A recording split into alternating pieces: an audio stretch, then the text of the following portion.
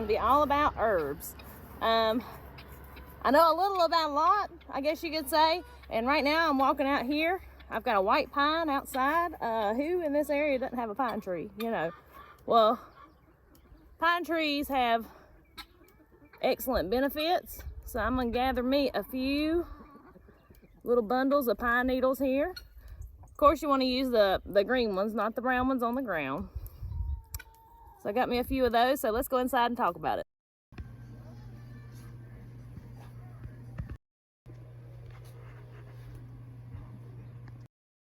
All right, y'all, so I've been wanting to make a video like this for a long while.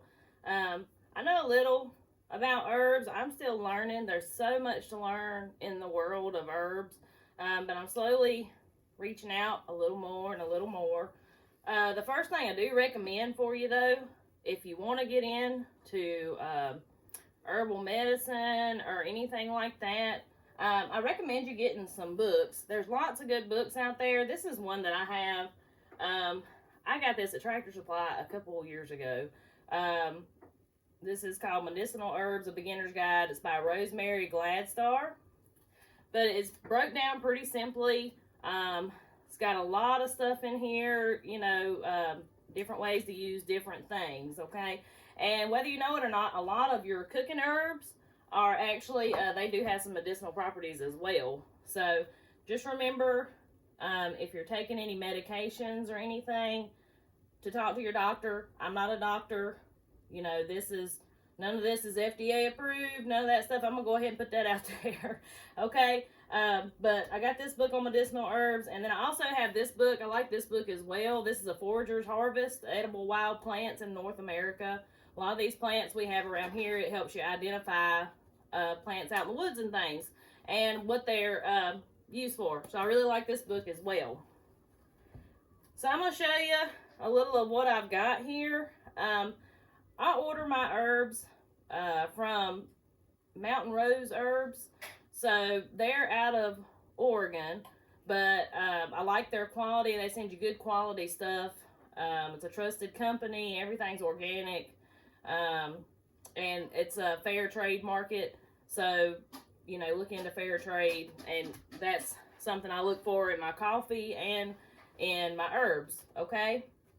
So, first thing, you know, went out there and picked me some pine needles. So, I've got my pine needles here. I've got a holy basil tincture that I'm going to show you what that is. Some lemon balm tincture. I like to use my little random jars that I can't can in.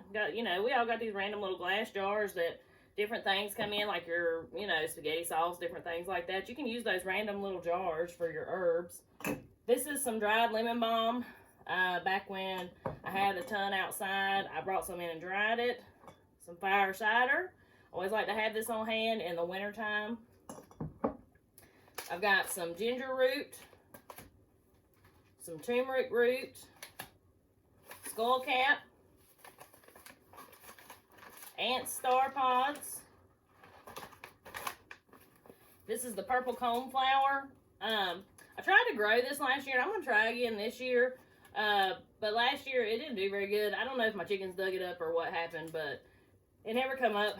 So I do have some of this from Mountain Rose Herbs. Nettle leaf. This is your stinging nettle. And mullein, which is your rabbit tobacco if you're around this area, okay? So, yeah, let's get to it. I'm going to show you some things you can do with herbs. There are several different ways to use your herbs. So today I'm just going to show you a few of those ways. First, I'm going to show you how to make a tea with your dried herbs. Now, you can also do this with fresh herbs, but of course, this time of year, we don't really have any fresh herbs. So I do like to use the dried herbs. So all you're going to need, you're going to get you a pot. So I like to take a coffee cup, whatever cup I'm going to use, and we're going to just take us a pot. I don't have a teapot. If y'all have any good recommendations on a good teapot, I'd be happy to hear it. Leave it in the comments. But for right now, this is the way that I do it. I'm going to take my water and I'm just going to pour it in here. We're going to bring that to a boil. We ain't putting nothing in it but water right now. And we're going to make some tea with our dried herbs. Okay, so the next thing I want to show you, let's see. Something else you can do with herbs is infused oils. So you want to use a good, I like to use olive oil, a good brand olive oil, you know, not the one that's on sale for $2 at Food Line, not the Food Line brand, but the good quality that's in the fancy glass bottles. Most of the time, you know, they cost a little more, but it's definitely a higher quality. So this right here, this is mullein and garlic. Garlic is an excellent natural, dare I say, antibiotic, antiviral. Garlic is just excellent. Okay, these right here, this is a ear oil. I had earache here a while back, and so I made me some oil, some infused oil, and I had a dropper and was putting the drops in my ear, and it, if you've ever had an earache, you know it don't feel good. So it did help tremendously. So to infuse your oils, you're going to take your good quality olive oil. You're going to take whatever herbs you want to put in there. Of course, do your research on what kind of oil you're making. You can make massage oils, different things like that. With the oils, you can also use infused oils to make salves. I want to find me a good quality place to get beeswax from. I don't make a lot of salves right now. So if any of y'all are local to me, know where I can get some good local beeswax right now, I'd love to hear it. Also leave that in the comments. But you take whatever herbs you want, you put your oil, you cover them in oil in a little pan, okay? And you just bring it to the ever so slightly simmer, okay? You're going to let it simmer about 10 minutes, something like that. And then you're going to pour it. You usually strain it. I didn't strain this. But you would pour it into whatever heat-proof container you have, and then you let that cool off and you can use it. And after it has set, it's shelf stable. After your herbs have soaked up that oil, these herbs are sitting on the bottom, so this is shelf stable, okay? So that's infused oils. All right, so my water has actually come to a boil. So I'm gonna cut that off.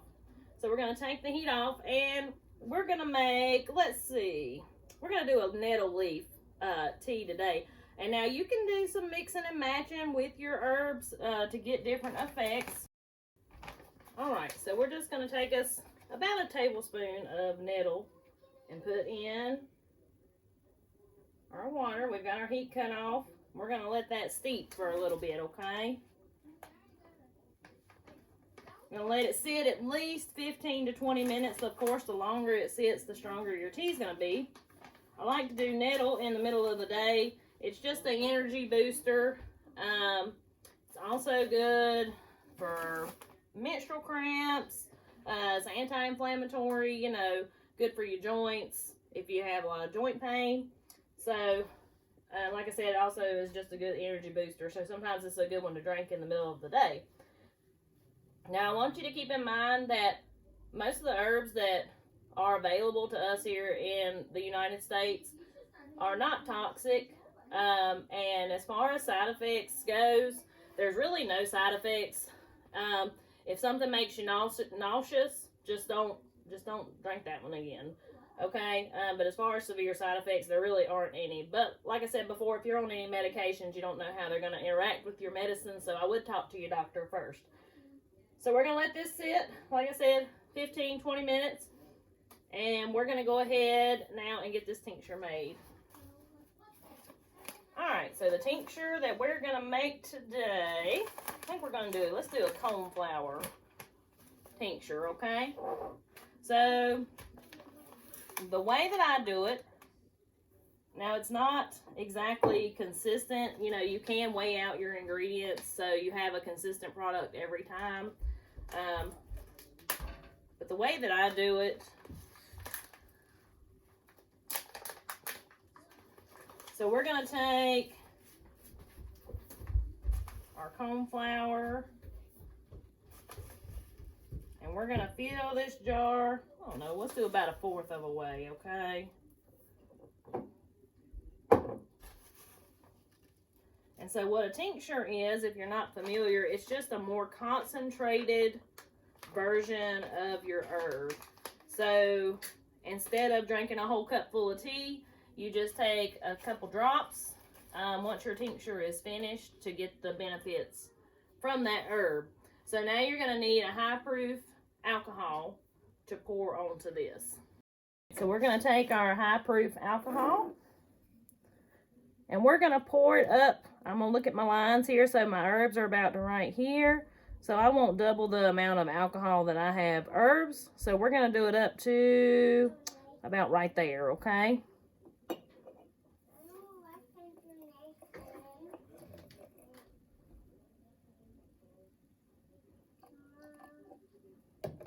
All right.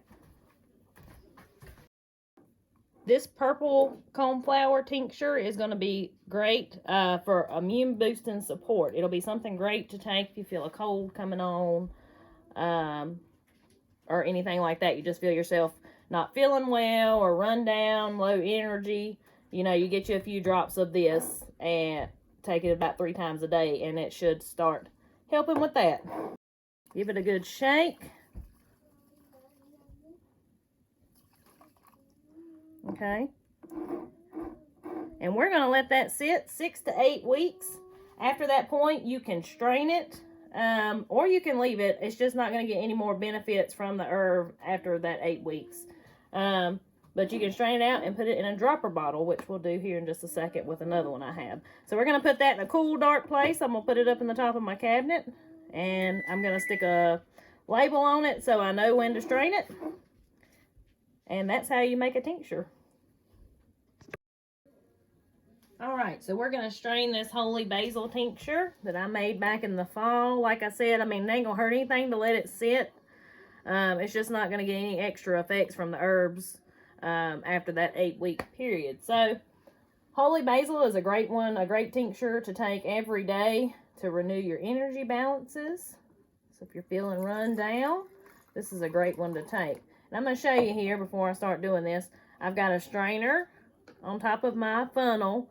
And first I'm going to strain it into a jar like this. Okay. One important thing to remember. You want to bring these herbs out, okay, into your strainer. And you want to squeeze those because that's where you're going to get most of your good stuff. You're going to make sure you want to squeeze those and get those extra drops out of there.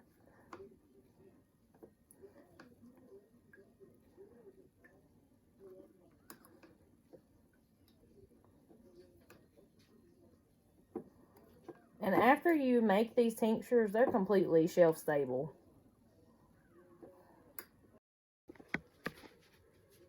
So now we've got this beautiful dark tincture. We're going to transfer this into a medicine dropper. I got these on Amazon. They protect your tincture from light. Come with these cute little funnels. And we're just going to transfer this into our dropper, okay?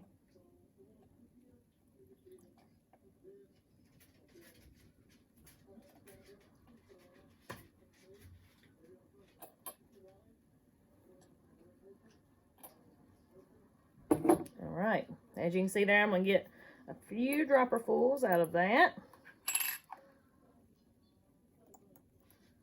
There's our tincture, okay, guys? So, one important thing to remember, though, is always label your stuff so you know what you've got, even if it's just putting a piece of tape across this and saying holy basil tincture, okay? Like I said, that's a great one to take every day. All right, so our tea has set for about 20 minutes. I've got my strainer, my coffee cup. So we're going to take this, pour that in. You can add honey if you want to, if you want a little sweetener to it.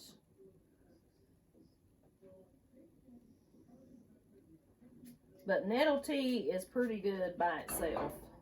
It's got a nice, a real nice flavor. All right.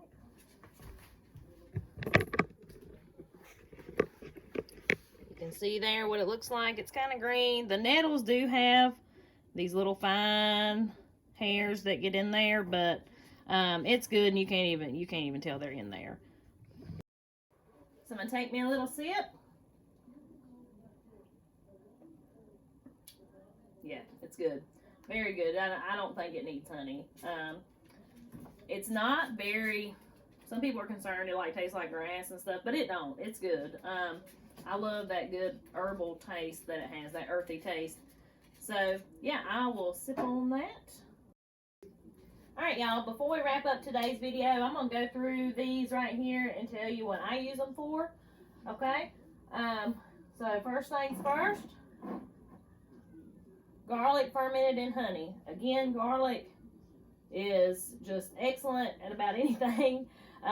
Eating garlic, eating whole cloves of garlic is great. This right here has excellent antibacterial, antiviral abilities. Okay? But again, I'm not a doctor, so just remember that.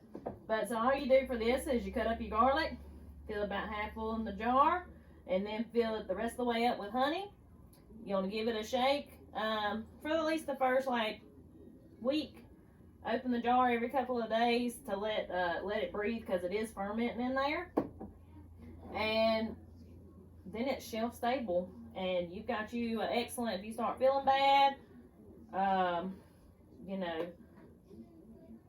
got a cold, anything like that, get you a piece of this garlic out and eat it. Next is the lemon balm tincture. Again, excellent antiviral. If applied on the outside or taken, you know, a few drops for viruses. It's great for relaxation or if you have trouble sleeping. Lemon balm is wonderful. This right here, like I said, is just some dried that I make some tea out of occasionally, add to my teas because lemon balm has a wonderful lemony taste. Again, those are my eardrops. Fire cider. If you check out my Instagram, I've got the recipe for my fire cider on Instagram. Okay. Great to take you a swallow of if you start getting a scratchy throat, just feeling like crap. You take you a swallow of that, it'll burn out anything you got in there. Okay, again, the nettle leaf, this is what I made my tea out of, so I've already explained this one. Mullein, this is excellent for your respiratory tract. It's a good expectorant, so it makes you cough up any gunk. Hold on, Maggie. It's an excellent expectorant, so if you're feeling like your chest is tight, like you got something to cough up and you can't get it up, that right there will help you. Again, this is an immune booster. This is your purple coneflower, which I'm going to try to grow some more of that. Ginger is a wonderful for your heart healthy. It's also great for nausea, and it has no side effects like the antiemetics that you get from the pharmacy and things. This right here has been proven through different studies to be more effective for nausea. So, you know, stomach bugs going around, anything like that, it's been more effective than your nausea pills you can get, or for seasickness, motion sickness, you know. Sip on some ginger tea. Alright, skull cap. I just tried this for the first time last night. This is great for anxiety. If you have a super amount of stress and just can't sleep, this is great to, you know, help you with insomnia, help you get a good night's rest, help you just relax so you can sleep, okay? Good stuff. Alright, we got turmeric. Turmeric is an excellent anti-inflammatory. So if you have a lot of trouble with arthritis especially, you know, or just joint pain in general, because most of the time our joint pain comes from inflammation, turmeric is your go-to, okay? You can make you a nice tea, tincture out of that. You can even make a salve with turmeric, like a turmeric salve, because it's also antibacterial. If you have a bacterial infection on your skin, you can use turmeric for that. We have our pine needles that we picked at the beginning of the video.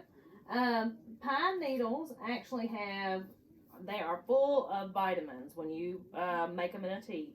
Full of vitamin C, way more than oranges or anything like that. So they're excellent when you're just feeling down, feeling run down, feeling like you're starting to get sick. Pine needles, you know, that's something that's readily available to most people. Most people have pine trees. So Of course, do your own research about herbs and the benefits of herbs, you know, to make sure they are safe for you. And know what you're getting. Get them from a good source like this Mountain Rose Herbs. Like I said, that's a great source. They're online. I'll put a link in the description to their website so y'all can go to that. And anyways, I have so much more that I could talk about herbs. So if you like this video, you found it interesting, you want to know more, leave it in the comments. Let me know. And I'll try to do some more videos on herbs if it's something that y'all want to see. So, yeah, just let me know. And anyways, that's all I got today. So I'll talk to y'all next time.